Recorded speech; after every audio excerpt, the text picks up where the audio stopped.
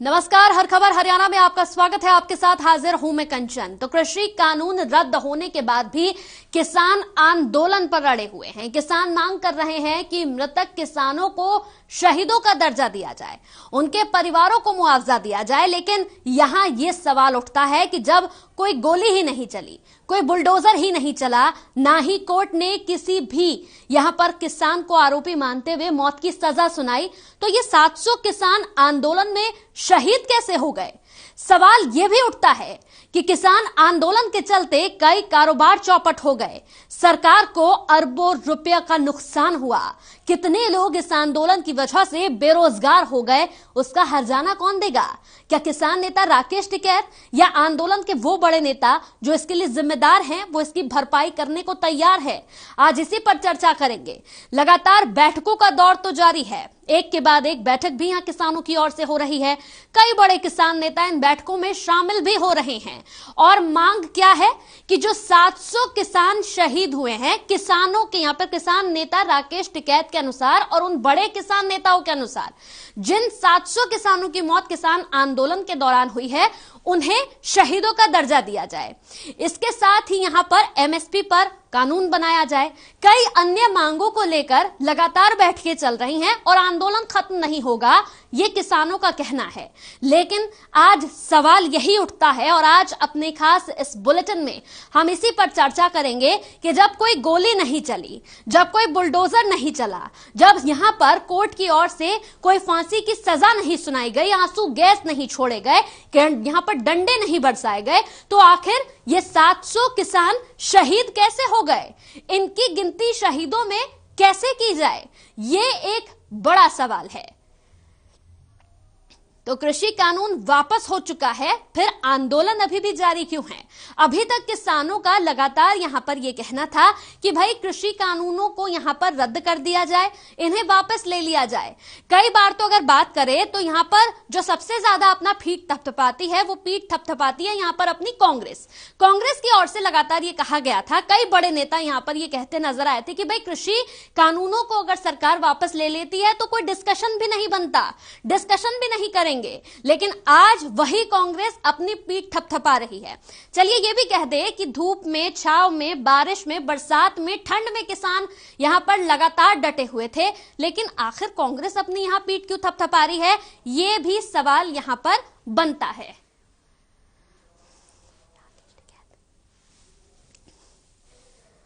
तो किसान नेता आजाद पालवा हमारे साथ इस पूरी खबर पर जुड़ गए हैं, आइए उनसे बातचीत कर लेते हैं। आजाद जी, बहुत बहुत स्वागत है आपका हर खबर पर। आजाद जी, आवाज मिल रही है मेरी? आजाद जी, मेरी आवाज आपको मिल पा रही है? तो लगता है मेरी आवाज अभी आजाद जी तक नहीं पहुंच पा रही है। फिर से संपर्क करने की कोशिश करेंगे, लेकिन एक बार फिर से मैं आपको बता दूं कि आज का हमारा अहम मुद्दा यही है कि आखिर यहां पर उस नुकसान की भरपाई कौन करेगा जो इन किसानों की वजह से सरकार को हुआ। अरबों खरबों का जो नुकसान हुआ है, उसकी भरपाई क्या राकेश टिकैत यहां करने आएंगे या वो बड़े किसान नेता यहां पर करने आएंगे जो लगातार इस पूरे आंदोलन को लीड कर रहे थे? कई सवाल यहां पर यह भी खड़े होते हैं कि कृषि कानून वापस लेने की लगातार किसान बात कर रहे थे। जब खुद देश का प्रधानमंत्री सामने आता है, माफी मांगता है और कहता है कि कृषि कानून मैं वापस ले रहा हूं, मेरी तरफ से जरूर कोई कमी रह गई, मैं किसानों को समझा नहीं पाया, इस कृषि कानून को लेकर उन्हें मना नहीं पाया, इस वजह से मैं इन तीनों कृषि कानूनों को वापस ले रहा हूं। अब जब तीनों कृषि कानून वापस हो गए हैं, तो अब यहां पर नई मांगे सामने आ गई हैं। एक बार फिर से हमारे साथ आजाद पालवा यहां पर किसान नेता जुड़ गए हैं फोन लाइन पर। आजाद जी, बहुत बहुत स्वागत है आपका हर खबर पर। आपका भी धन्यवाद और आपके दर्शकों का भी को नमस्कार जी। चलिए आजाद जी, सबसे पहला आज मेरा इस वक्त तो यही सवाल है, बैठकों का दौर लगातार आप लोगों की ओर से चल रहा है, तमाम बड़े किसान नेता बैठकों में शामिल हो रहे हैं, फैसला क्या कुछ निकल कर आ रहा है सामने? अब क्या होगा आगे, क्या रणनीति है आपकी? रणनीति तो हमारी तो एमएसपी की गारंटी दे सरकार, जो किसान शहीद हुए हैं उनको मुआवजा दे, उसके परिवार को नौकरी दे और किसानों के केस वापस लेने का काम करे। और इसके अलावा क्या रणनीति है? हमने तो स्पष्ट बता दिया है सरकार को, लेकिन अब सरकार की ढील है, सरकार कब बातचीत करेगी किसान मोर्चा से? हम तो बैठक में बैठक, हमने तो एक अपना संदेश दे दिया है, लेकिन सरकार है कि बातचीत के रास्ते नहीं खोल रही, ना सरकार कोई ढंग से बातचीत कर रही। सरकार गुमराह करना चाहती है। सरकार सिर्फ जनता में भ्रम पैदा करने के लिए इस तरह के वो ड्रामे कर रही है, लेकिन सरकार संयुक्त किसान मोर्चा के साथ बैठक करे, कोई समय, डेट और जगह निश्चित करे, क्यों नहीं कर रही निश्चित सरकार? चलिए आजाद जी, एक प्रश्न का मुझे उत्तर दे दीजिए आजाद जी। अब तक यहाँ पर लगातार जो थी वो मांग थी कि किसान यहाँ पर कृषि बिलों को वापस ले लिया जाए, कृषि बिलों को रद्द कर दिया जाए। खुद देश का प्रधानमंत्री सामने आता है, माफी मांगता है, कृषि बिलों को रद्द कर दिया जाता है, संसद में भी पीछे हो जाता है, लेकिन अब भी यह आंदोलन लगातार जारी क्यों है? नहीं, कहाँ मांगे हमारी तो मांग ठीक है। अभी तक तो आप लोग यही मांग कर रहे थे ना सर, अभी तक तो यही मांग हो रही थी ना कि कृषि बिलों को वापस ले लिया जाए। अभी तक तो आप कोई मांग नहीं कर रहे थे, और लेकिन जैसे ही कृषि बिलों को वापस ले लिया गया तो अन्य मांगों को लेकर अब आप बैठ गए हैं कि भाई अब जो हमारी छोटी छोटी मांगे हैं इन्हें भी पूरा करो। नहीं, कौन सी मांग है छोटी? एमएसपी की गारंटी की मांग तो पहले से भी है और आज भी है, जबकि प्रधानमंत्री देश का कहता है कि एमएसपी था, एमएसपी है, एमएसपी रहेगा। तो कानून बनाने में क्या दिक्कत है? स्वयं देश के प्रधानमंत्री ने 2011 के अंदर जब ये स्वामीनाथन आयोग की कमेटी बनी थी लागू करवाने के लिए, उसने सिफारिश की थी, तो अपनी सिफारिश करी हुई, अब क्यों नहीं लागू करवाता वो? जबकि उसको आज सक्षम है, जब वकील था आज वो खुद जज है, तो अपना फैसला क्यों नहीं? चलिए आजाद जी, आपसे बात करूंगी मैं, बने रहिएगा हमारे साथ। केवल ढींगरा हमारे साथ यहाँ पर कांग्रेस प्रवक्ता भी जुड़ गए हैं, उनसे भी बातचीत कर लेते हैं। केवल ढींगरा जी, बहुत बहुत स्वागत है आपका। नमस्कार जी केवल जी, यहाँ पर आपसे मेरा एक प्रश्न है। जिस तरीके से यहाँ पर देश के प्रधानमंत्री ने कृषि बिलों को वापस ले लिया है, उसके बाद भी लगातार आंदोलन चल रहा है, क्या कहेंगे इस पर? क्या आंदोलन खत्म नहीं होना चाहिए? नहीं, बिल्कुल नहीं। जब तक उनकी किसानों की मांगे नहीं खत्म होती, उनके खिलाफ जो कोरोना काल के अंदर ध्वनि मत से जो कानून पास किए थे उनको ध्वनि मत से ही खत्म कर दिया गया। लेकिन जो इतनी जान गई, 750 के करीब जो किसानों की जान गई, जितने उनके ऊपर एफआईआर रजिस्टर की, जिस तरह से एमएसपी की गारंटी की वो मांग कर रहे हैं, तो ये उनकी मांग जायज है। चलिए, उनकी मांग जायज है, इसको भारत सरकार को मानना चाहिए। और इसके ऊपर बातचीत करके उनके साथ फैसला करना चाहिए। यहाँ आपसे एक प्रश्न मेरा है यहाँ पर केवल ढींगरा जी, जब यहाँ पर कांग्रेस की सरकार थी तब आपने एमएसपी दे दी थी क्या किसानों को?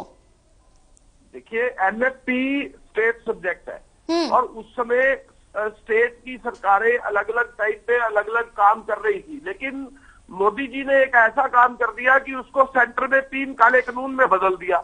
नहीं, जब आपकी सरकार थी केवल जी, जब आपकी सरकार थी तब भी इसी तरीके से आंदोलन हुआ था, भूले नहीं होंगे आप, याद होगा आपको? उस वक्त एमएसपी को लेकर, हाँ, उस वक्त भी एमएसपी को लेकर लगातार यहाँ पर अगर बात करें तो लगातार यहाँ आंदोलन हुआ था। उस वक्त दे दिया था क्या आप लोगों ने? हाँ, 2007 में हरियाणा सरकार ने नोटिफिकेशन की थी जिसमें एमएसपी देने का काम किया था। उसमें लिखा गया 6वें नंबर कॉलम के ऊपर कि जो एमएसपी है उसकी गारंटी जो है हरियाणा सरकार देती है। कानून बना दिया था क्या सर? कानून बना दिया था क्या एमएसपी पर? आपको की सरकार द्वारा नोटिफिकेशन की गई थी 2007 में माननीय श्री भूपेंद्र सिंह हुड्डा जी के द्वारा कि 2007 में कि एमएसपी की गारंटी दे दी जाए, और उसके बीच में नोटिफिकेशन हरियाणा सरकार द्वारा कर दी गई थी हरियाणा गवर्नमेंट के लिए। केवल जी, लेकिन उसको जिस समय भाजपा की सरकार आई उसको निरस्त करने का काम भाजपा की खट्टर सरकार ने किया।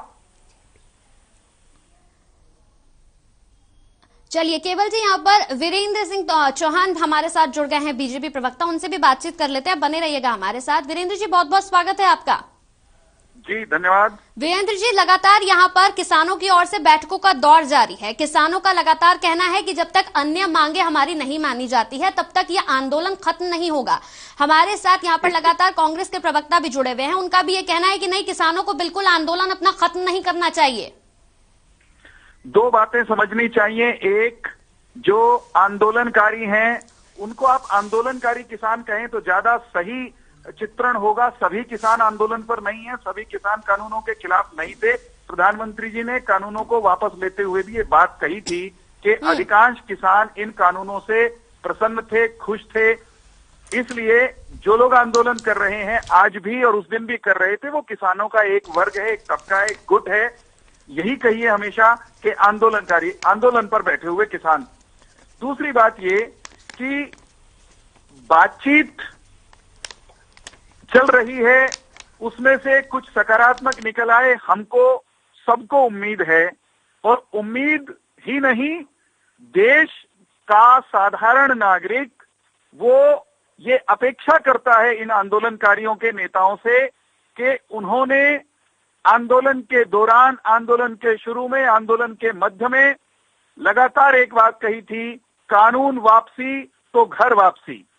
कानून वापस हो चुके, उसके बावजूद नए नए मसले निकालना, नए मुद्दे निकालना और आंदोलन को समाप्त न करने का बहाना ढूंढना। हमारे साथ यहाँ पर आजाद पालवा जी भी जुड़े हुए हैं, किसान नेता हैं, वो भी लगातार जुड़े हुए हैं। उनका साफ तौर पर कहना है कि जब तक हमारी जो बाकी मांगे हैं वो पूरी नहीं होती तब तक आंदोलन खत्म नहीं होगा।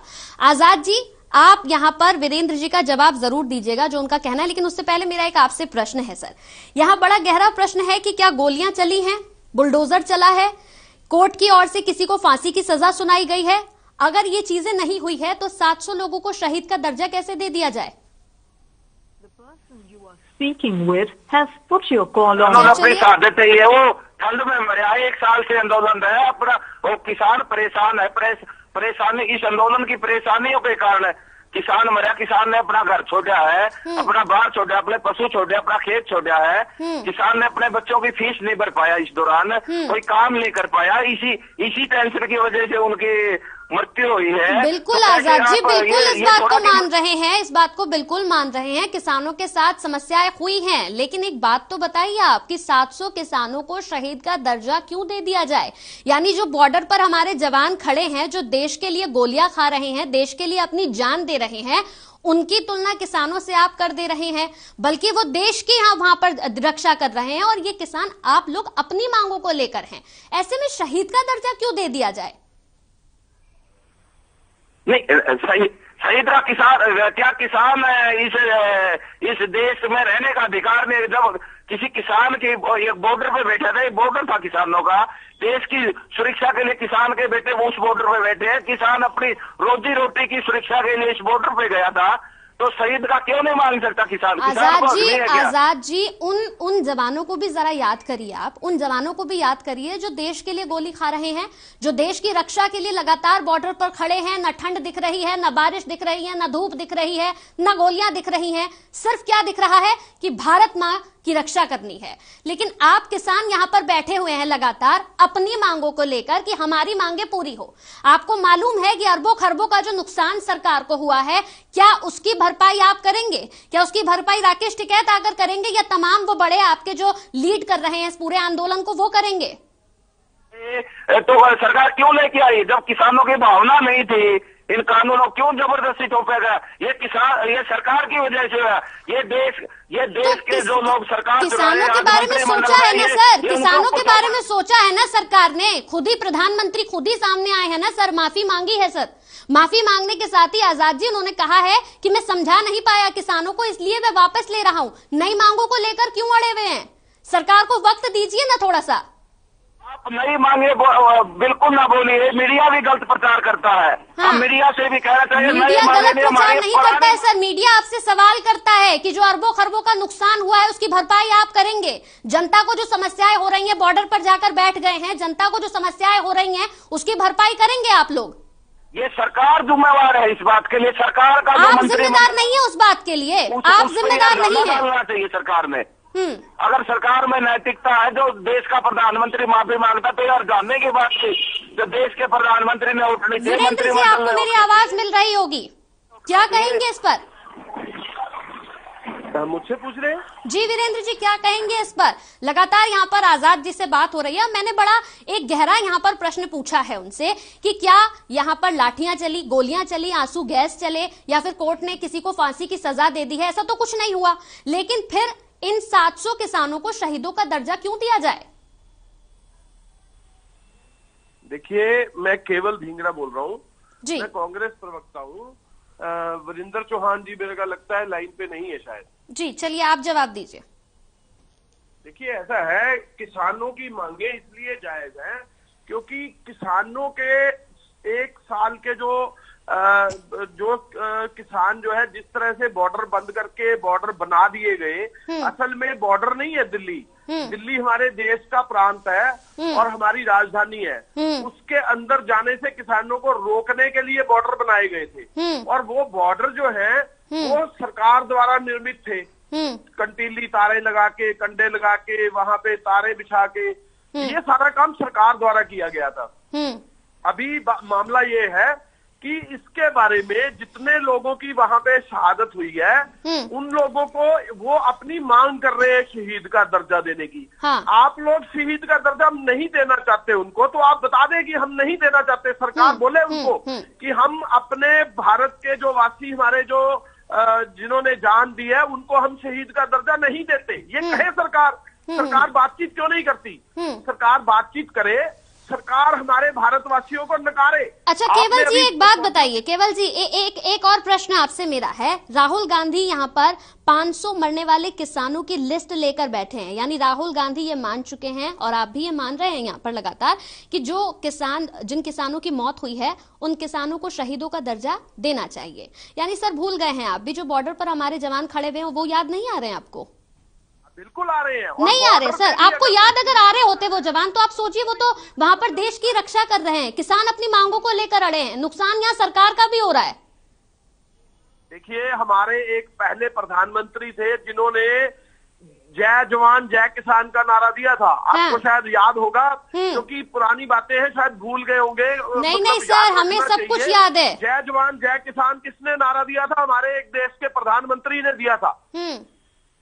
और वो देश के प्रधानमंत्री ही ये चाह रहे थे कि जवान और किसान हमारे देश का जो है, उसके हक की बात की जाए। एक साल से उनके हक की बात नहीं हो रही। 2014 में इसी प्रधानमंत्री ने, जो मौजूदा प्रधानमंत्री हैं, इन्होंने ही कहा था कि हम स्वामीनाथन की रिपोर्ट में C2 फॉर्मूला लागू करेंगे। बाद में कोर्ट में एफिडेविट दे देते हैं कि हमने लागू नहीं कर सकते, हम किसानों के खिलाफ हैं। उसके बाद उनके ऊपर 3 काले कानून थोप देते हैं बड़े बड़े व्यापारियों के साथ मिलके। उसके बाद माफी मांगते हैं। ये सारा काम कर कौन रहा है? ये प्रधानमंत्री कर रहे हैं देश के। अच्छा चलिए केवल जी एक आखिरी सवाल का जवाब दे दीजिए आप। लगातार जिस तरीके से कांग्रेस अपनी पीठ यहाँ पर थपथपा रही है, ये तो तमाम दर्शक भी देख रहे हैं, पूरी जनता भी देख रही है कि चलिए मान लेते हैं किसान लगातार यहाँ पर जिस तरीके से आंदोलन कर रहे हैं, ठंड में खड़े हुए हैं, बारिश में खड़े हुए हैं, लगातार 1 साल बीत चुका है, आप लोग अपनी पीठ क्यों थपथपा रहे हैं? आप लोगों ने क्या किया है? राहुल गांधी कितनी बार जाकर यहाँ किसानों के साथ बैठे हैं, आंदोलन में सोए हैं जाकर उनके साथ? सारी कांग्रेस किसानों के साथ है, राहुल गांधी भी है। साथ तो बिल्कुल होंगे सर। आप अगर इस मुद्दे पर साथ नहीं होंगे तो फिर किस मुद्दे पर साथ होंगे? जन जन कांग्रेस का जो है वो किसान के साथ है। राहुल गांधी तो हमारे प्रधान है, हमारे नेता है, वो तो है ही है। लेकिन एक बार भी राहुल गांधी जो है वो किसानों के पास पहुंचे नहीं है। आप साथ जरूर हैं, लेकिन इस 1 साल में जब पूरी ठंड में किसान वहां बैठा हुआ था, तब वहां राहुल गांधी नहीं पहुंचे। बैठने नहीं दे रहे थे क्या राहुल गांधी को? तो हम गए थे ना। हाँ, सभी राहुल गांधी क्यों नहीं गए? अभी 500 लोगों की लिस्ट जो है, 500 लोगों की लिस्ट लेकर तो बैठ गए हैं प्रेस कॉन्फ्रेंस करने कि जी 500 लिस्ट हमने बना ली है जिन जिन किसानों को शहीदों का दर्जा देना है। लेकिन एक भी बार जाकर वहां किसानों के पास नहीं बैठे हैं। बैठने नहीं दे रहे थे तो कहीं और बैठ जाते राहुल गांधी, जाकर जंतर मंतर पर बैठ जाते। सुनिए, पूरे देश की कांग्रेस किसानों के साथ है और किसानों को समय समय पे किसानों के साथ खड़ी है, और जिस समय भी किसानों को जरूरत होगी अब भी खड़ी रहेगी। चलिए, वैसे इस मुद्दे पर तो आपका बोलना बहुत बनता भी है, और साथ ही साथ इस मुद्दे पर अगर आप लोग ना बोलेंगे तो कौन बोलेगा, ये भी सबसे बड़ा सवाल है। आजाद जी बहुत बहुत शुक्रिया आपका हमारे साथ जुड़े। आपका भी केवल जी बहुत बहुत शुक्रिया। वीरेंद्र जो हमारे साथ बीजेपी प्रवक्ता जुड़े थे, आपका भी बहुत बहुत शुक्रिया। रुकते हैं छोटे से ब्रेक के लिए, जल्द हाजिर होंगे।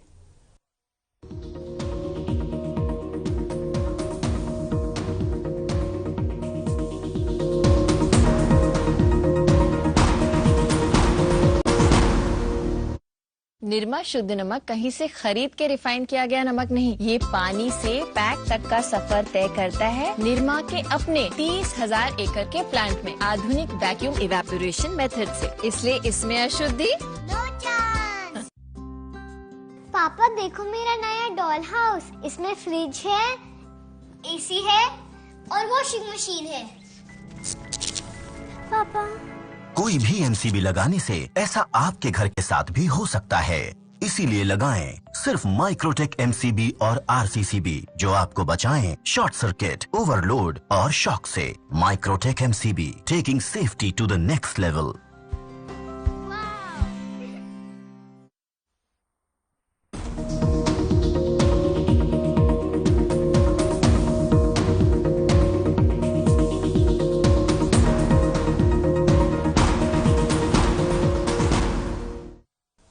ब्रेक के बाद स्वागत है आपका। अब रुक कर लेते हैं और बड़ी खबरों का। तो बिजली और जेल मंत्री रणजीत सिंह चौटाला हिसार में यहां पर कष्ट निवारण समिति की बैठक लेने पहुंचे, जिसके बाद यहां पर पीडब्ल्यूडी विश्राम गृह में कार्यकर्ताओं से मिलने पहुंचे। इस दौरान बिजली मंत्री रणजीत सिंह चौटाला ने कांग्रेस पार्टी और हरियाणा कांग्रेस प्रदेश अध्यक्ष शैलजा पर जमकर निशाना साधा। रणजीत सिंह ने कहा कि शैलजा की बस कुछ नहीं है, उनके बस की कुछ भी नहीं है। शैलजा से ज्यादा प्रभावित तो कांग्रेस के पूर्व प्रदेश अध्यक्ष अशोक तंवर थे। तंवर का कद शैलजा से ज्यादा था। उन्होंने तो ये तक कहा कि उनको तो कांग्रेस पर तरस आता है कि पार्टी को शैलजा के रूप में प्रदेश अध्यक्ष मिला है।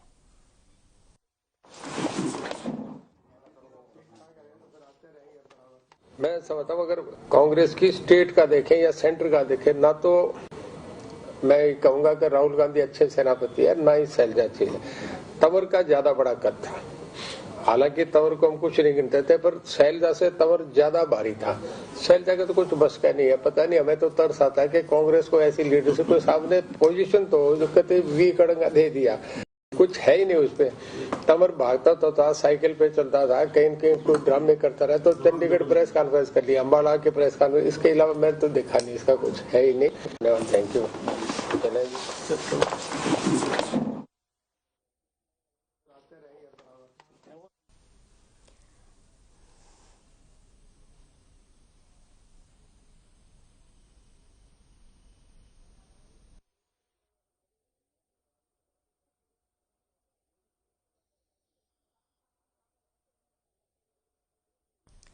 तो बल्लभगढ़ में बीडीपीओ कार्यालय में मुख्यमंत्री अंत्योदय परिवार उत्थान मेले का आयोजन किया गया, जिसमें मुख्य अतिथि के तौर पर हरियाणा वेयर हाउस के चेयरमैन और प्रथला से विधायक नैनपाल रावत ने रिबन काटकर मेले का शुभारंभ किया। इस मौके पर उनके साथ कैबिनेट मंत्री मूलचंद शर्मा के बड़े भाई यहां पर टिप्परचंद शर्मा, डीसी जितेंद्र यादव, एसडीएम तिलक चंद मुख्य रूप से मौजूद रहे।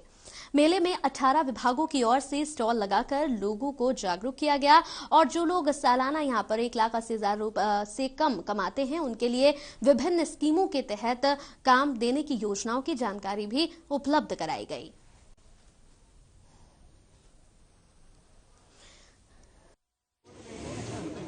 देखो, 4 दिसंबर में ये बल्लभगढ़ ब्लॉक का हमारा MMAPUY मुख्यमंत्री अंत्योदय परिवार उत्थान योजना का मेला का आयोजन किया जा रहा है। मैं धन्यवाद करता हूँ माननीय विधायक जी का, नैनपाल रावत जी का, टिप्पर सिंह जी का और हमारे नोडल अधिकारी मकरंद सर, जो चंडीगढ़ से स्पेशल इस मेले को देखने के लिए आए हैं ताकि इस मेले का सुचारू रूप से करें।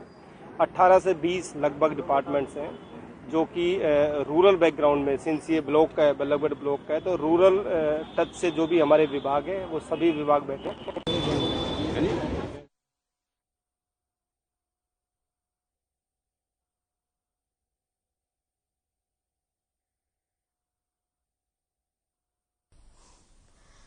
तो मेले में लोगों को जागरूक किया गया, साथ ही साथ यहां पर इस मेले का उद्घाटन भी किया गया। आपको बता दें कि मेले के दौरान यहां पर लोगों से बातचीत की गई, उन्हें जागरूक किया गया, साथ ही साथ लोगों को जरूरी यहां पर दिशा निर्देश देते हुए भी वो नजर आए।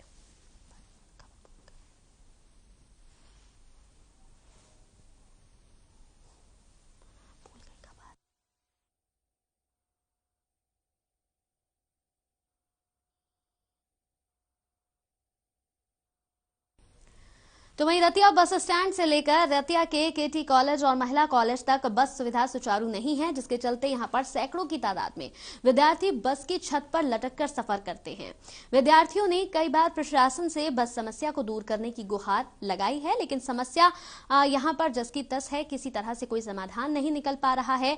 यहां पर विद्यार्थी संगठनों ने प्रशासन को चेताया, अगर बस समस्या का समाधान नहीं हुआ तो बस स्टैंड के आगे अनिश्चितकालीन धरने पर बैठ जाएंगे।